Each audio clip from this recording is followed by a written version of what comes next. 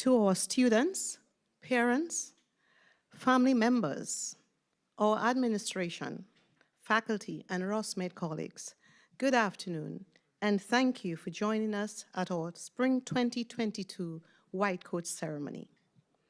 It is my pleasure to welcome everyone to this semester's ceremony, and especially our incoming Semester 1 students. As you embark on your journey today in joining this noble profession, and you prepare to take the modified Oath of Geneva, the significance of today's ceremony will bring into focus your mission now and for the future. The persistence and grit you have demonstrated in preparation for this moment towards becoming a physician is truly commendable. These same attributes will serve you well during the coming years. You come from very diverse backgrounds with your own learning styles, and you also bring your life experiences with you. This will help enrich our community, and we look forward to you fully immersing yourselves in many activities, both curricular and non-curricular, that we offer. At RUSM, we will embrace your varied attributes and help prepare you for the changes in the healthcare landscape, an environment which is ever-changing due to varied healthcare needs and changing global trends. This is a time like no other, a time when we, along with the rest of the world, have had to confront an enormous public health crisis. No doubt, a defining experience of this century, and one which will mark the start of your studies towards becoming a physician. We are committed to bringing you an education that addresses the practice of medicine in the 21st century, fostering the development of professionalism and humanism. We will emphasize the responsibility you must hold true to, that of ensuring equity in healthcare delivery. I will share a brief story about my first experience in appreciating the importance of the acknowledgement of humanity in medicine. During my early career, and while still in my pediatric residency training, I encountered a 14-year-old adolescent girl. She was diagnosed with anorexia, and she was struggling through a prolonged hospital stay to treat her condition. She didn't say much when I visited, but I could see in her eyes that she welcomed my daily check-ins. Many months later, when she was being discharged, I visited her again. She looked at me in the eye and handed me a card in which she eloquently expressed her appreciation to me for helping in her recovery. She shared that she looked forward to my daily visits and that those visits kept her going and believing that she had a greater purpose in life, which helped in her recovery process. It was a touching note which I appreciated and which helped me in my growth as a physician. Such experiences will make you realize the importance of humanism in medicine and how it impacts lives in ways in which you might not immediately realize. We are very pleased to be part of shaping and molding you as you begin your remarkable journey, and welcome you to Ross University School of Medicine.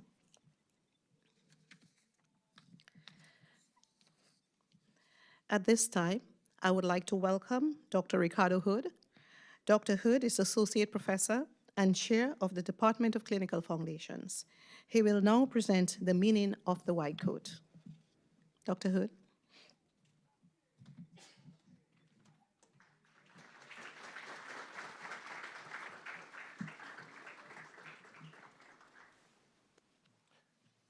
Thank you, Dr. McIntyre. Thank you, faculty. Thank you, class, semester 1. So let's talk about the white coat. Let's call it the coat for now. So first, welcome to Ross University School of Medicine. Welcome to your white coat ceremony. I want to share a few comments about that coat. So let's start with the fact that the coat wasn't always white. How many of you knew that? The first portraits of doctors wearing white was in this painting by Thomas Eakins in 1889.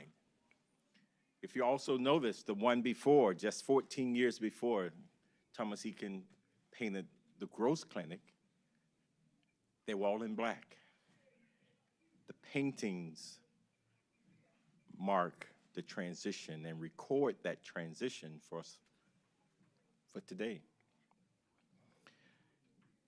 For perspective,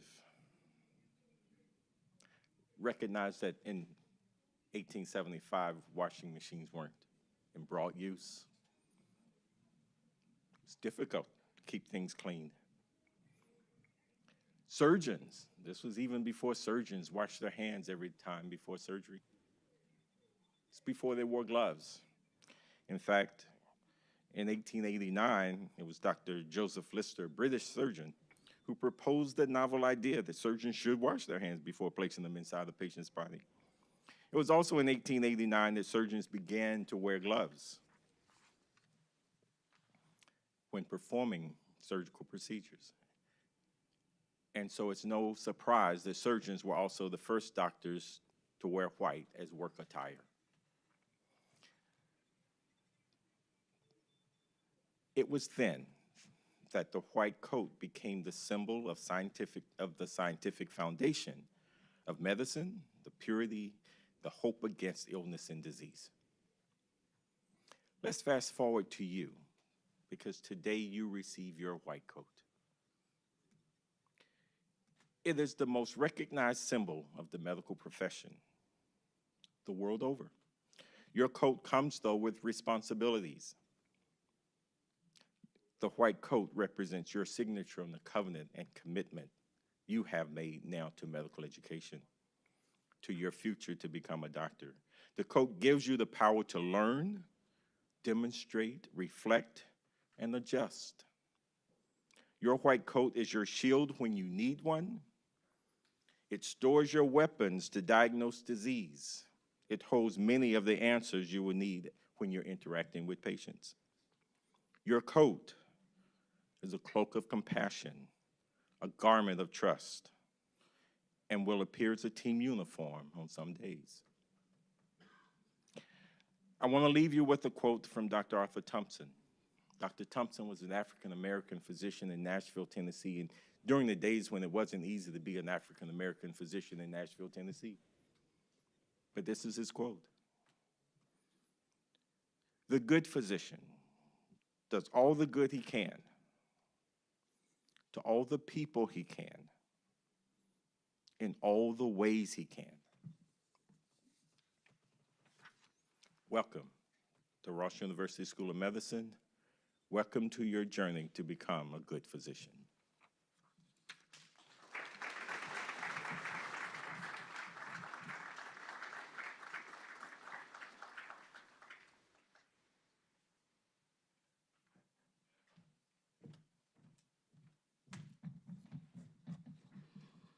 Thank you, Dr. Hood, for those wonderful remarks.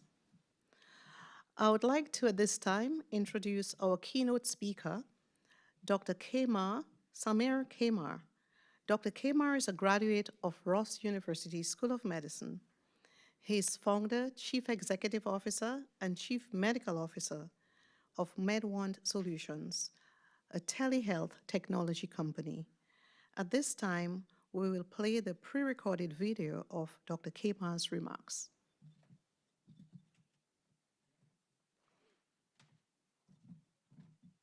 Ross University School of Medicine alum, Dr. Samir Kamar. Ladies and gentlemen, medical students, my future physician colleagues, their families, and faculty, thank you for honoring me by having me come to speak today at your white coat ceremony. My name is Dr. Samir Kamar, and I am a 2000 graduate of the Ross University School of Medicine.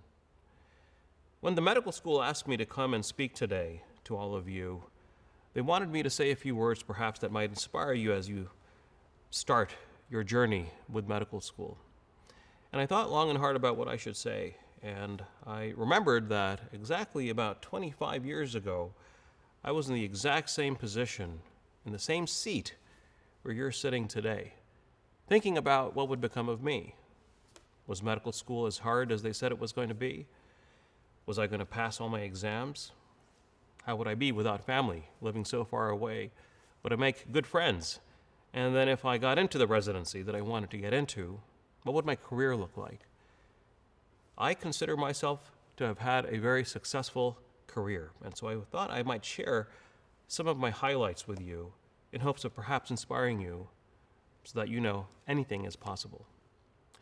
My journey started in Rome, Italy, where my father was working for the United Nations. I wanted to go to a medical school that was accepted by the WHO because, like my dad, I also wanted to work for the United Nations. So for me, as long as the medical school was in a great place, had clinical rotations in Europe or in the US, and was affiliated with the WHO, I was happy. And Ross University School of Medicine checked all those boxes for me. So I went, and I flew one way from Rome all the way to the Caribbean, where for the first 2 years, I was going to be in the basic science program. Well, it so happened that I did make many friends, many of whom are friends still today. Some of my best friends, in fact, came from Ross University School of Medicine, including my wife. I didn't just get a medical degree from Ross University School of Medicine, I also met my spouse there as well, so I guess I got a great deal. The training was fantastic, and it was hard. There was no doubt about it, but we trudged through. And for our third year School of Medicine, my fiancée at the time and I thought we might see what the big fuss was all about with nationalized and socialized medicine. So we decided to go to England, where Ross University School of Medicine had a lot of core clerkships. We ended up at the Bradford Royal Infirmary in Northern England, the fourth largest hospital in the UK. It was almost like a mini Hogwarts because the hospital building looked like it was 300 years old. And the academic and personal experience was fantastic. The English really know their art of physical diagnosis, and we learned a lot. It was probably one of the best years of my academic life. Following that, we came back to the Baltimore, Maryland area where we started getting our clinical elective clerkships with hospitals around the area, many of them affiliated with Johns Hopkins. After that was over and I graduated, I wasn't quite sure what I wanted to do because I originally had wanted to go into surgery, but now I had other thoughts. So I decided to take a year off. And unlike my brother-in-law, who decided to go backpacking around the world, something I should have done, I ended up going into a lab at Penn State College of Medicine studying virology. And that came in really handy during the pandemic. You know, when you do research, you either learn to love it or hate it. I hated it. I knew that I wanted to never enter a lab again. So I started looking at specialties that would involve a lot of people interaction with. And so I ended up going into family medicine, and I was lucky enough to get into the University of Pennsylvania's Penn Medicine Lancaster General Hospital Family Medicine program, which was ranked #1 in the country last year. Great program. While I was there, I learned a lot. I was challenged constantly by the professors and my own residency mates, and it was just a wonderful program. It was probably one of the closest programs that you would get to seeing something like on House MD, where the residents do everything. We did everything because we were the only residency in the entire hospital. We ran all the codes, we delivered all the babies, did all the ICU rounds, and it was just an amazing experience. While I was in residency, I used to raid my sister's closet, who was doing her MBA at Penn State. And I learned a lot about the business aspects of medicine while I was still a resident. I also learned that there were other ways to practice medicine besides just clinical medicine, and I wanted to try some new things when I graduated. So while I was still a resident, I actually started researching other fields, and I came across something called concierge medicine, which at that time was unheard of. So while I was still a resident, I started test marketing concierge medicine services around the country, just to see where I would get the biggest pull from. I got the biggest pull from Pebble Beach, California. So right after residency, my wife and I drove across the country from Pennsylvania to California, where I opened up a VIP medical practice. It was the first concierge medical practice in that entire area, and I ended up opening up offices in Monterey, in Pebble Beach, and in Silicon Valley. I took care of billionaires, ex-presidents, senators, movie stars, and a lot of rock stars. And it was a lot of fun, and it paid very well. But it's not why I went to medical school. I wanted to go to medical school to take care of everyone, not just very wealthy people. So while I was doing that, I decided to invent a new type of healthcare system called direct primary care, which in a sense, is a watered-down version of concierge medicine. Charge a low membership fee, kind of like a gym membership, and you provide unlimited primary care to people who have no insurance. I did that and it became very popular, and I launched that model in several states. In fact, I even wrote legislation for that type of model that was accepted by several state governors and had it adopted by the American Academy of Family Physicians. While I was doing both concierge medicine and direct primary care, a lot of my practice ended up being telemedicine because patients didn't have to come in for everything all the time for me to get reimbursed. So I ended up practicing a lot of telemedicine because the iPhone had just been invented around that time. And I learned that telemedicine had its limitations. The biggest one was that it was mainly video chat, and there was no way to examine a patient. So after I was asked by Google at their headquarters to come by and give them some feedback on telemedicine practices, I decided to invent a medical device that would allow doctors and nurses to examine patients across the internet using almost like a medical mouse that had diagnostics within it. That tool became world famous, and we have now patents all around the world with that technology because we essentially make barriers in geography obsolete when it comes to the practice of medicine. So here I am, a 2000 graduate of the Ross University School of Medicine. I consider my life very fulfilling, professionally and personally. I have all the stereotypical things that you would think a doctor would have. I have a fantastic life, and I hope some of that also spills over to you as you venture on your journey. Now, before we end, I want to give you a few tips about getting through medical school and then a few pearls about life in general that have helped me and hope that they might help you as well. In medical school, you want to study very hard. It is the foundation upon which the rest of your life will sit on. And the more you study now, the better you are. Study ahead. Just a few minutes every night for the lecture gets you farther than you'd think. Sleep is your secret weapon, believe it or not. Don't be one of those medical students that doesn't sleep. Sleep is essential to process all of the information that you collect during your lectures. Your brain literally processes it at night while you're sleeping. So if you get your 7 to 8 hours of sleep in, your recall will be fantastic during exam time. The USMLEs, the big tests, don't wait 2 years until you study for that. Start today. It's all about questions. Take aside 15, 20 minutes every day and do USMLE questions starting now. Find a mentor. Very important. If you like a professor or a doctor and they like you, have them be your mentor. Have them guide you throughout this medical schooling process because that's very important. Family, friends, fitness, and fun. The 4 F's. You really need them. Family is family. Enough said. Friends, you're going to make some of the best friends of your life while you're in medical school, so choose wisely. Fitness. Well, you're not just there to train your mind, you're also there to train your body as well. After all, there will be times when you're going to have to be seated for hours taking an exam, so you have to be physically fit. Later in life, you may be standing over a patient in surgery, and you want to make sure that you're physically fit. Most of all, you want to practice what you preach, because you will be preaching exercise to your patients, so you want to have a fit body and a fit mind. Last of all, don't forget to have fun. It's not all about just being a doctor or learning how to become a doctor.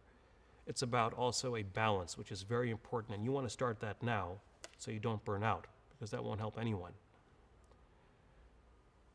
Some pearls, if you will, before I say goodbye, that may help you in life as well. In my 21 years of medical practice, not once has a patient asked me where I went to medical school. In medical school, you get to learn how it is to become a doctor. It's in residency that you actually become a doctor. The most prestigious, most difficulty residency spots are obtainable. Don't let the business of medicine ruin your passion of medicine. And lastly, don't just be a doctor. Be an excellent doctor. Lives will literally depend on it. Maybe one day your own or your loved ones. Welcome to the Ross University School of Medicine. May your journey be as fulfilling as was mine. Thank you.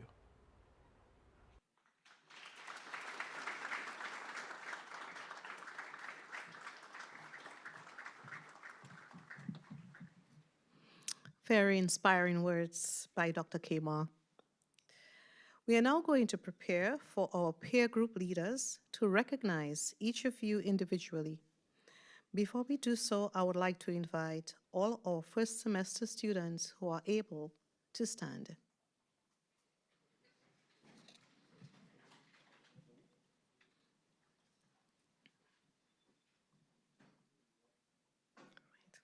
Good. This moment signifies the beginning of your journey towards becoming a physician. With that said, I invite you, the class of 2026, to join together in donning your white coats. You may now don your white coats.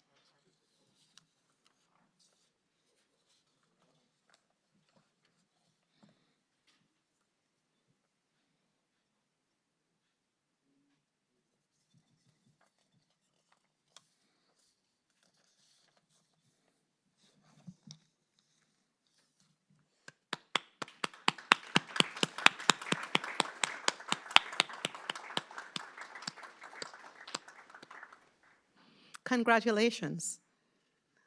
We will now begin recognizing the class of 2026 individually.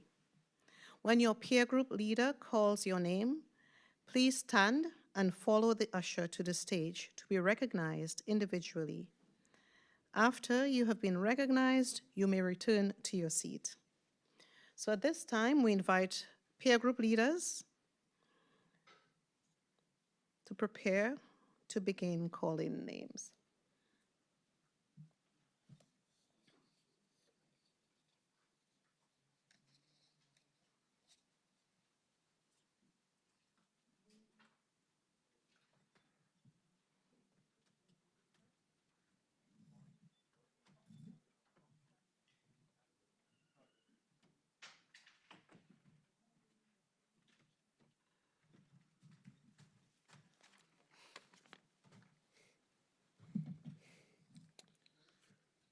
Tanisha Baptiste.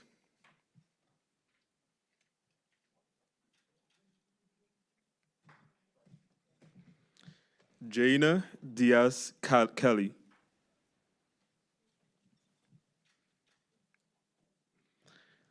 Brittany Dordero.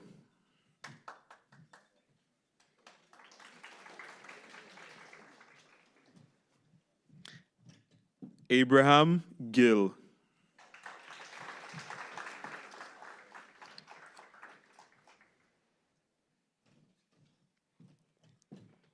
Colin Tran.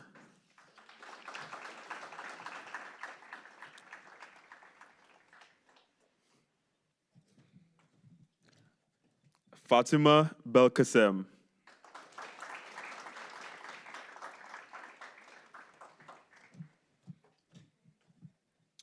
Sydney Jimenez.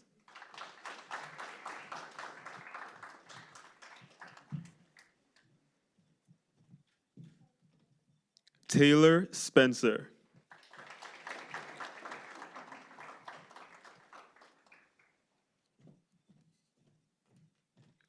Aishwarya Sunil.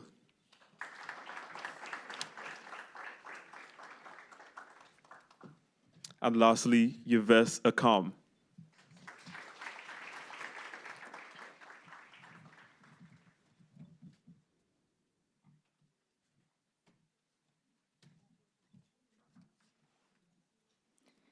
Rainice Edie.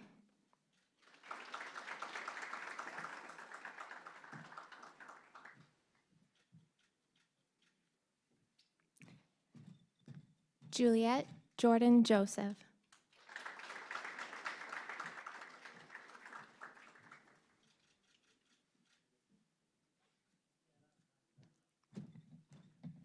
Jessica Murillo.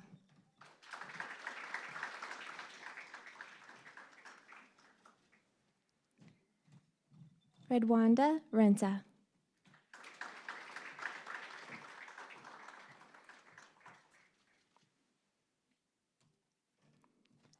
Marcelo Rosado.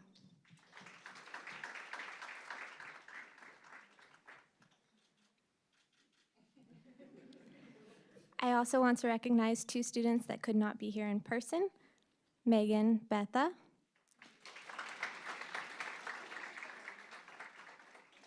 and Yu Chao Chin.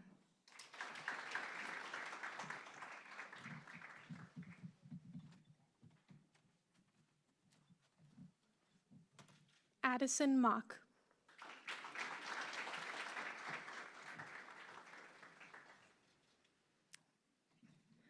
Lydia Mokaya.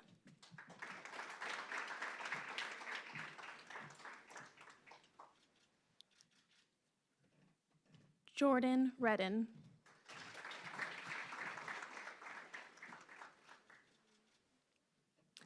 Mike Shabazian.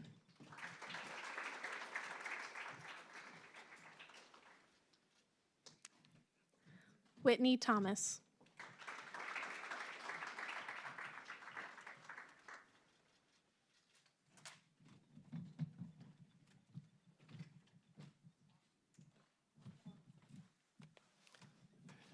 Ashka Badami.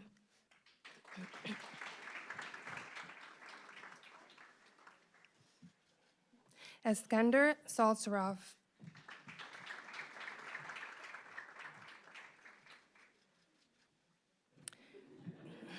Ryan Fitzpatrick.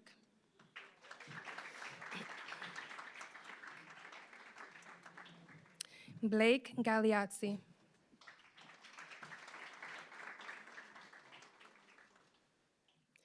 Tasia Jinjupali.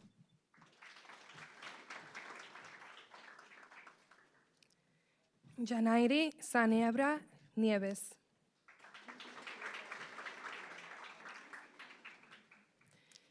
Tatiana Trabuco.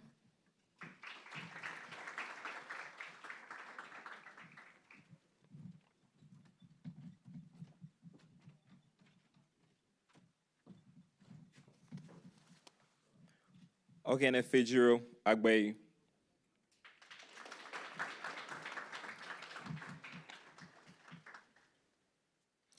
Najib Ahmed.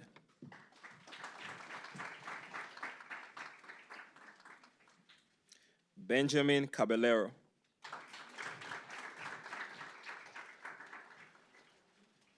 Mina Hana. Manuel Moreno.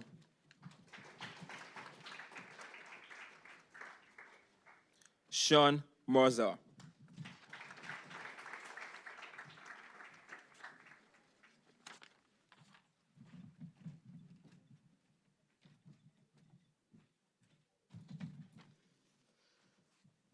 Nakiru Anigbogu.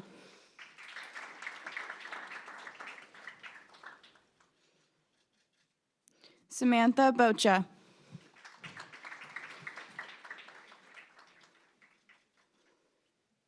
Caitlin Helton.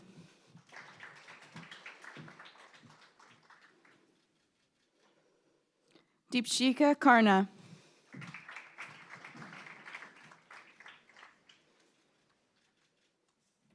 Zoe Keating.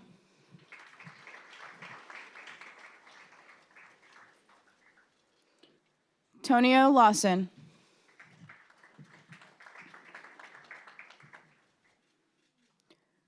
Matthew Pedroza.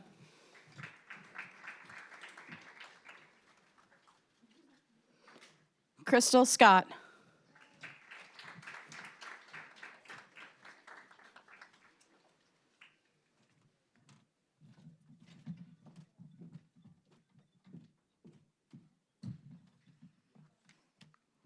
Lismar Andrea Gonzalez Martinez.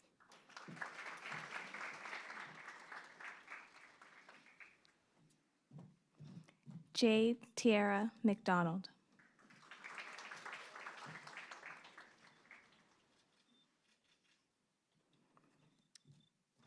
Shervan Panchal.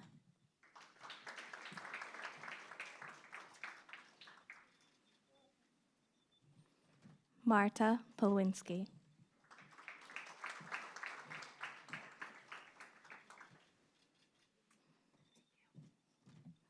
Graciela Beatriz Rafucci Colomer.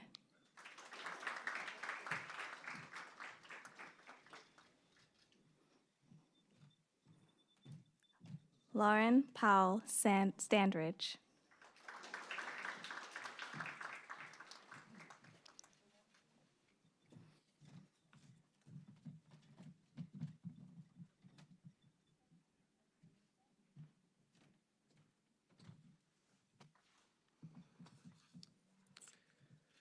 Joseph Britt.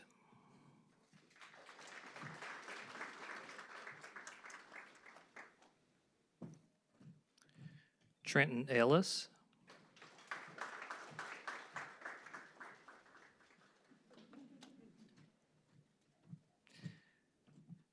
Milagros Grace Fami.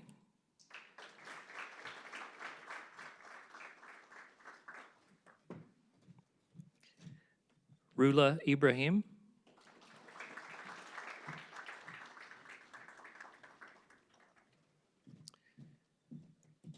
Michael Vargo.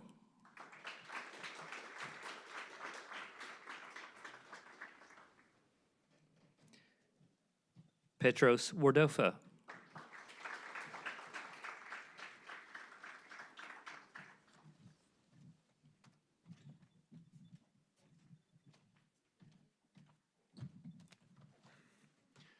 Garrett Barfoot.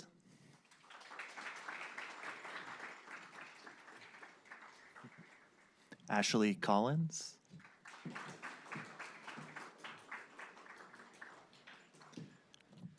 Kara Fuller.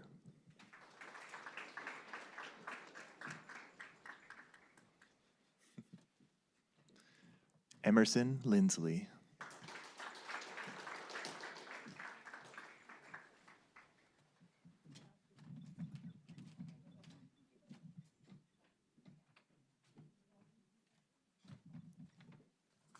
Michael Atari.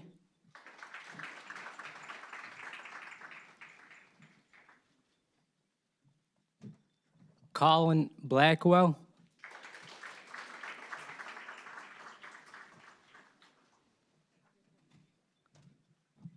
Louise Caban.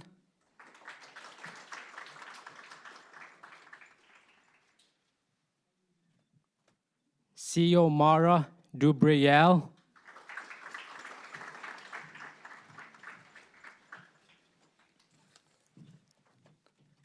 Fahima Mahmoud.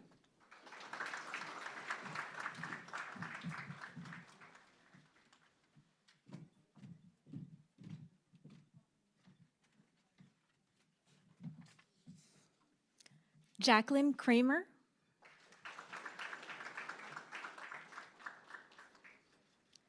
Jennifer Luna.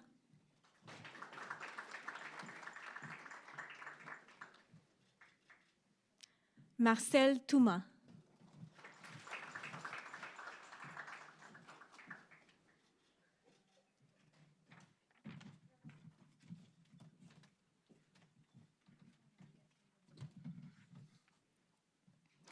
Gabrielle Sabrina Barnett.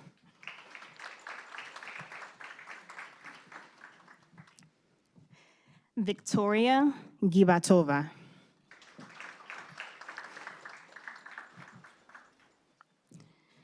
Sharmina Leva.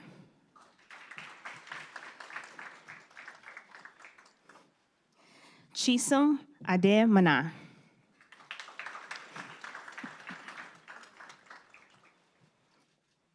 Rose Carly Renee.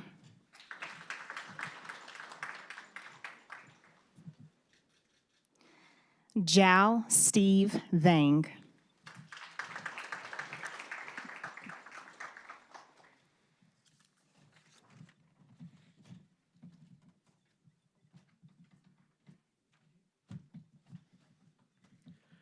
Juan Martin Baca.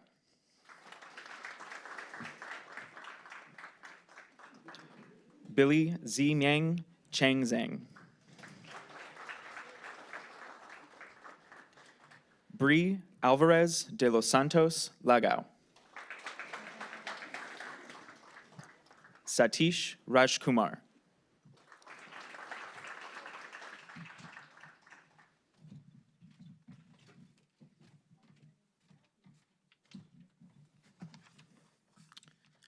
Roshin Abadisari.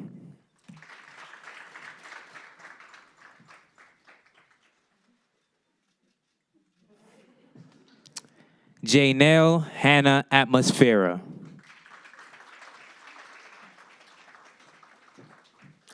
Jason Herde. Chase Holbrook. Matthew Loveland.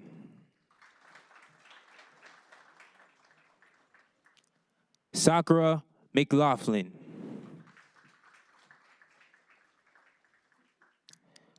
Gilo Moran Camilo.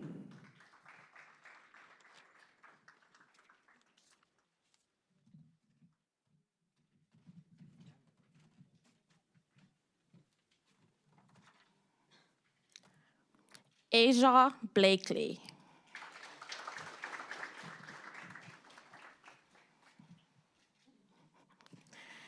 Katrina Demons.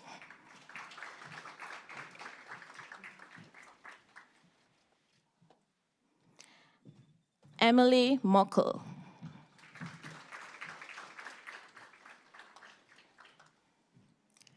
Chikizi Okiyi.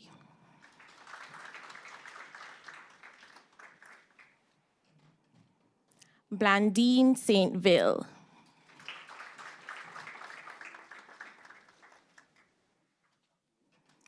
Elijah Shelby.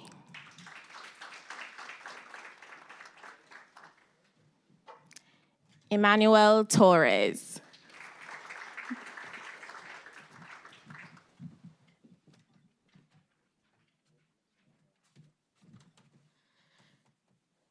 Stephanie Alfaro.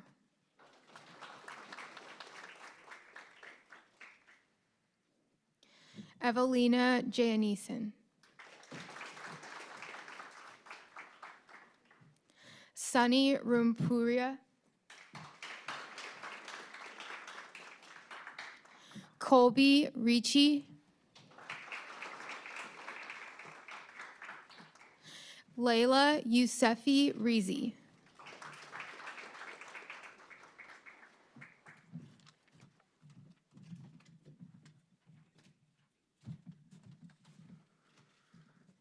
Jacob McCray.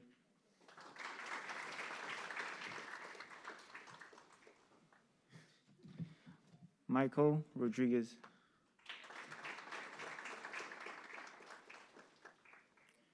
Leonard Stokes.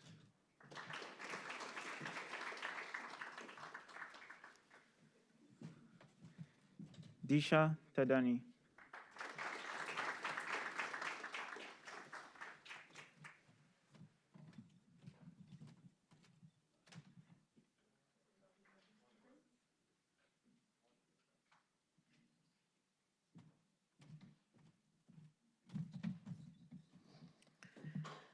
Right, we would now like to recognize our first semester students who are participating remotely.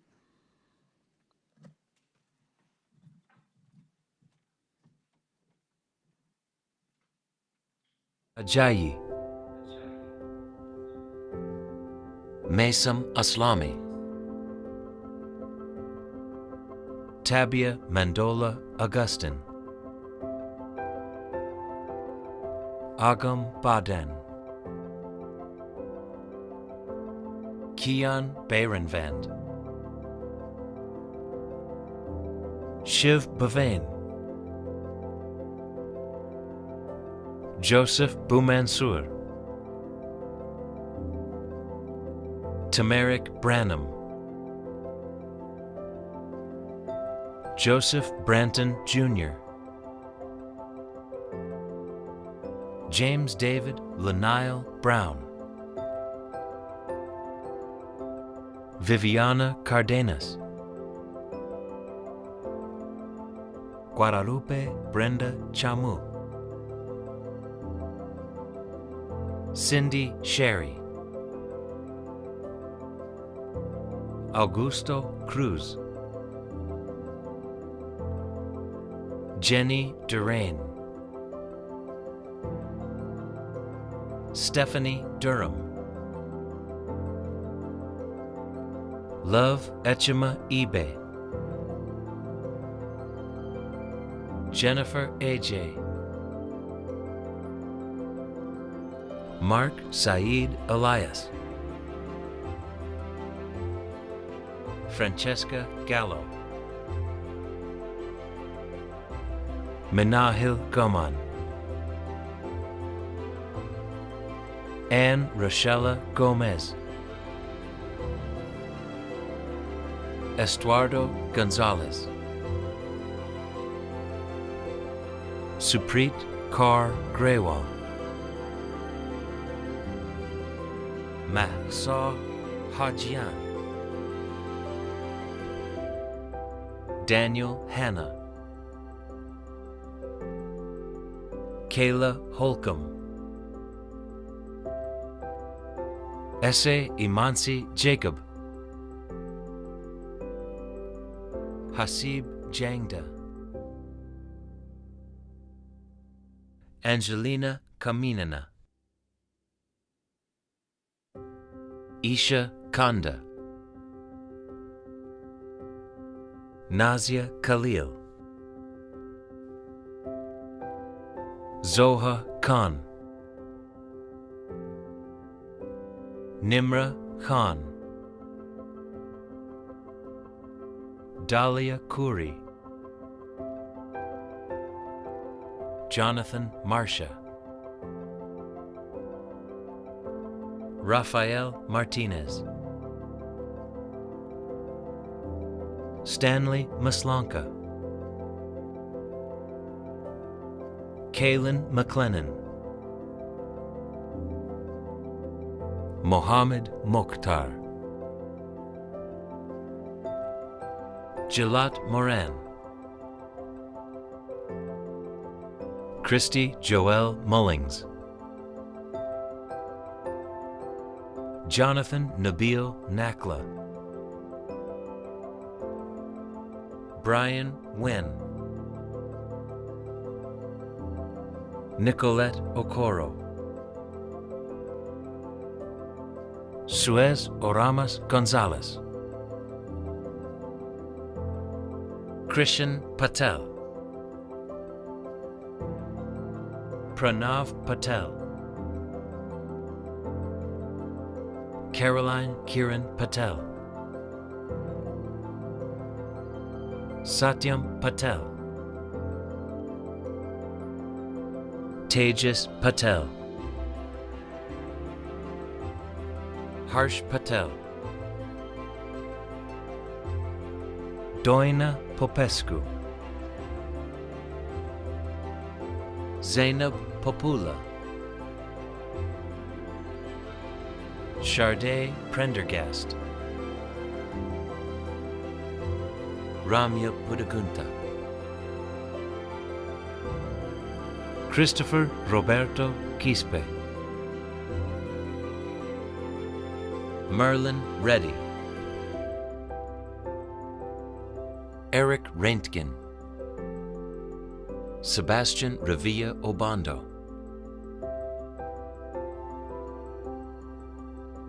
Mary L. Roberts McDonald. Daylene M. Rodriguez.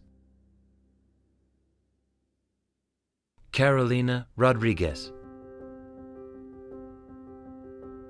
Guillermo Saldana. Alexis Page Sandor. Siddharth Sarkar. Evangel Sarwar. Rita Sarwar. Megan Scott. Yusuf Shawat. Paul Shkilnai. Adil Siddiqui. Tiana Solomon.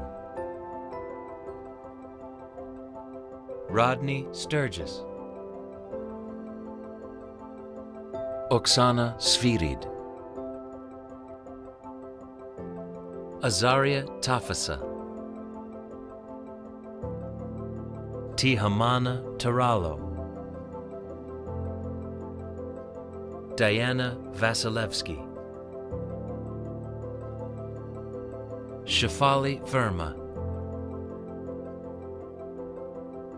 Lauren Waldorf,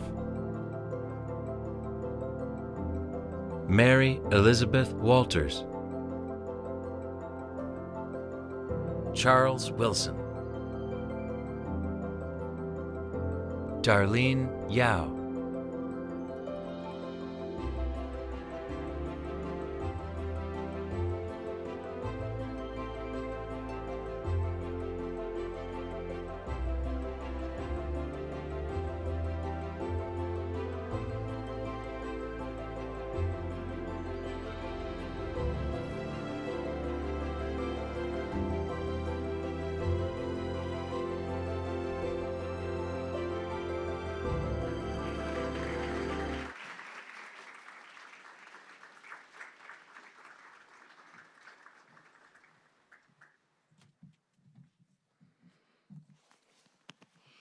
Students, you have begun your journey.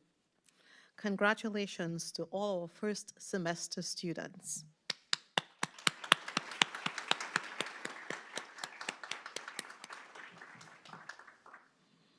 At this time, I would like to welcome Dr. Rakesh Carlton, Associate Professor in the Clinical Foundations.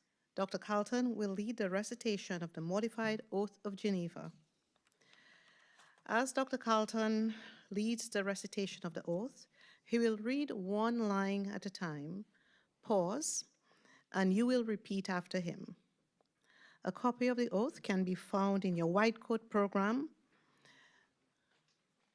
Okay. Now, without further ado, I would like to invite all our first semester students who are able to please stand.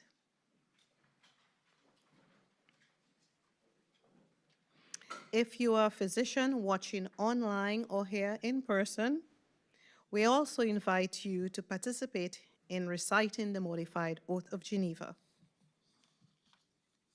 Dr. Carlton.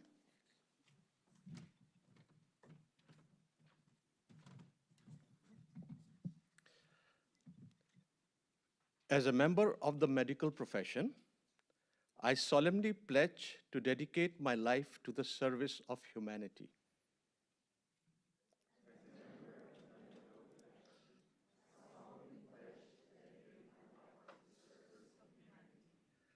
The health and well-being of my patient will be my first consideration.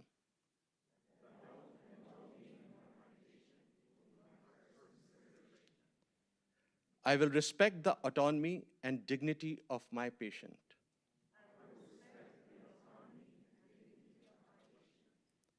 I will maintain the utmost respect for human life.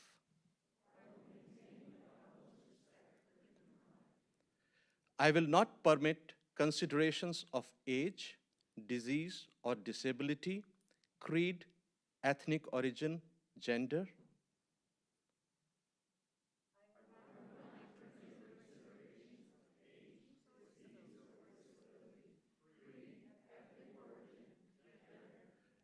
Nationality, political affiliation, race, sexual orientation, social standing, or any other factor to intervene between my duty and my patient.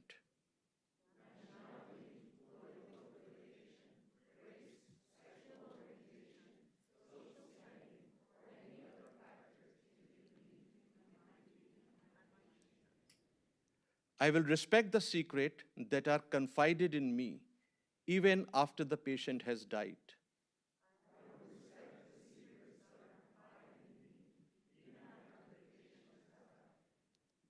I will practice my profession with conscience and dignity and in accordance with good medical practice.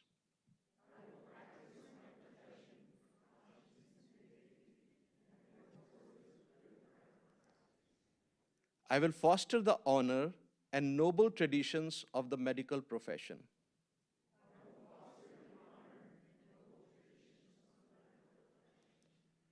I will give to my teachers, colleagues, and students the respect and gratitude that is their due.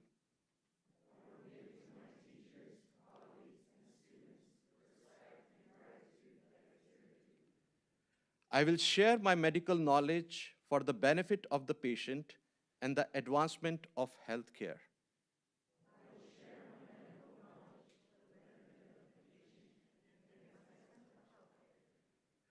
I will attend to my own health, well-being, and abilities in order to provide care of the highest standard.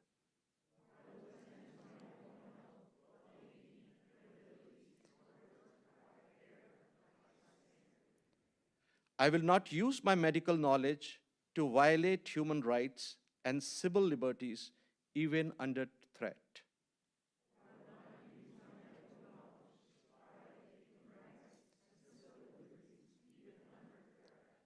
I make these promises solemnly, freely, and upon my honor.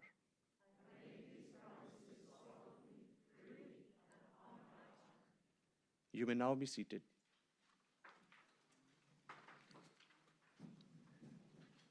I will now call upon Dr. Brian Hayes.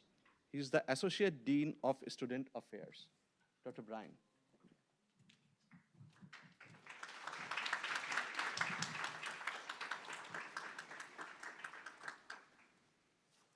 Good afternoon.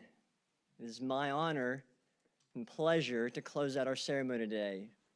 Heartfelt congratulations to all of you.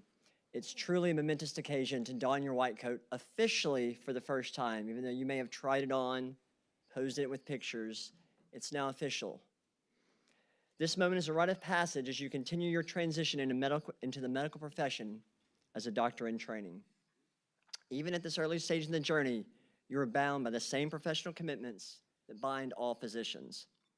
Through this ceremony and by taking the oath, you have pledged to walk on the path of virtue, altruism, responsibility, duty, honor, respect, and compassion. To help remember these commitments, each of you have been provided a white lapel pin from the Arnold P. Gold Foundation. Either with you in person or when you arrive on island will be given to you. The foundation not only founded this ceremony, but continues to champion humanism in healthcare by emphasizing compassion, collaboration, and scientifically excellent care. Using this as a reminder that we can all together create systems and cultures that support humanistic care for all. As we've said, this is not the end of the journey, but the beginning of the next chapter. As you move forward, you will undoubtedly encounter trials and tribulations. During those times, I challenge you to think back to that moment when you knew this was your dream, your calling. Then to this moment, when that dream took a moment to step forward, becoming a reality. Dig in, rely on your colleagues, professors, your mentors, and the plethora of resources at your fingertips to help you get through any dark times you may face. Continue to learn, grow, and ultimately become that physician you know you can be, that you've envisioned yourself being every time you've looked in the mirror. Finally, take a few moments over the next few days to make a list of anyone who has helped you get here. Reach out to them, acknowledge their contribution to your life. Not only your life, but the lives of others and the many you're going to touch along the way as a physician. Without your families, your friends and mentors, and sometimes even your critics, this journey may not have been possible. Congratulations again, and welcome to the most noble of professions.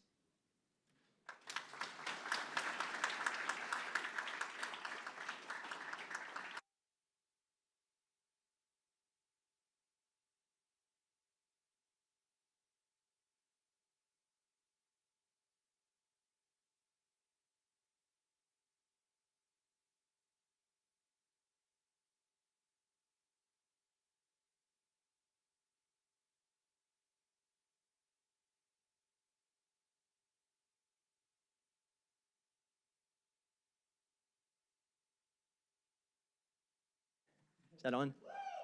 Congratulations!